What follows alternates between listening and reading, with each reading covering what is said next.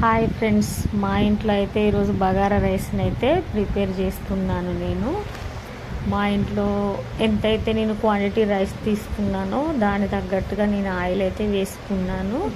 మీ ఇంట్లో తీసుకున్న రైస్ని తగ్గట్టుగా మీరు ఆయిల్ వేసుకోవాలండి. దాంట్లో అయితే కొంచెం జీలకర్రని అయితే వేస్తున్నానండి. ఎందుకంటే అది బగారా రైస్ కదా, అది డైజెస్ట్ అవ్వదండి. ఎందుకంటే దాంట్లో ఆయిల్ ఉంటుంది కాబట్టి డైజెస్ట్ అవ్వదు. కొంచెం జీలకర్ర వేసుకున్నట్లయితే మంచిగా డైజెస్ట్ అవుతుంది. మీరు కూడా వేసుకొని చూడండి, బాగుంటుంది.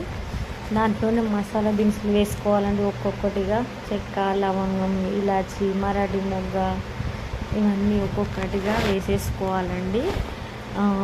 నాకులాగా మీరు డ్యూటీ చేసే వాళ్ళు అయితే చూడండి, ఈ బాక్స్ చూసారా, నేను మీషోలో అయితే బుక్ చేసుకున్నాను. ఒక్కొక్క డబ్బాలో ఓపెన్ చేయడం వేయడం ఇబ్బంది అవుతుందని నేను ఈ బాక్స్ అయితే బుక్ చేసుకున్నానండి. 2 బాక్స్ పోపుల దినుసులకు అన్నీ ఒకటి, మసాలా దినుసులకు ఒకటిలాగా ఈ మసాలా సంబంధించిన అన్నీ ఇందులో పెట్టేసుకున్నానండి.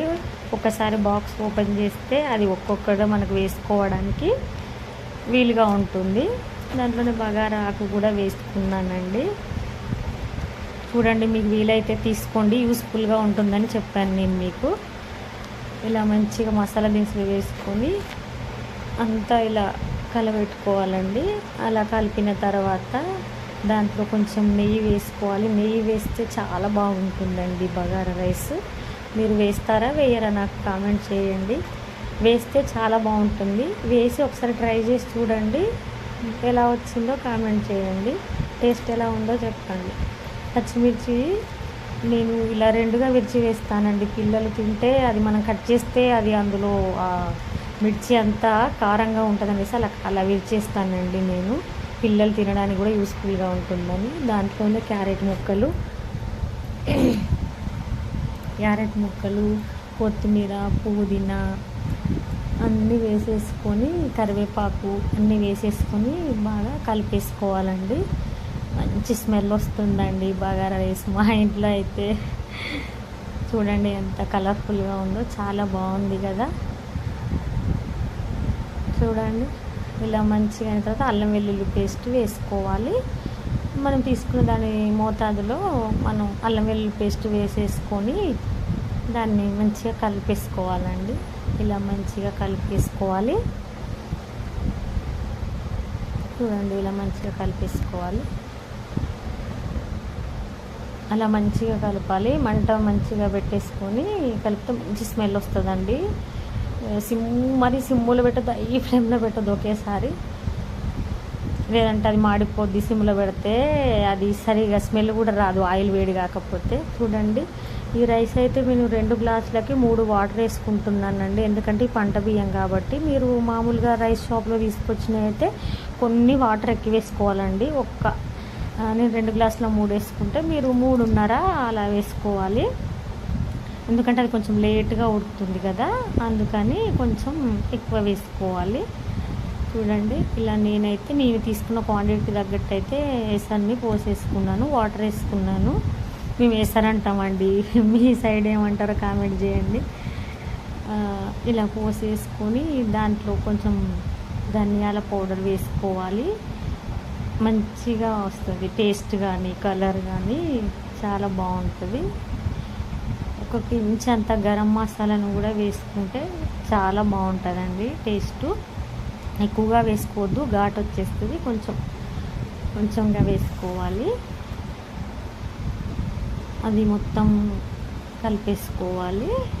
చూడండి ఎంత బాగుంది, చూడ్డానికి చాలా కలర్ఫుల్, మంచి స్మెల్ వస్తుందండి.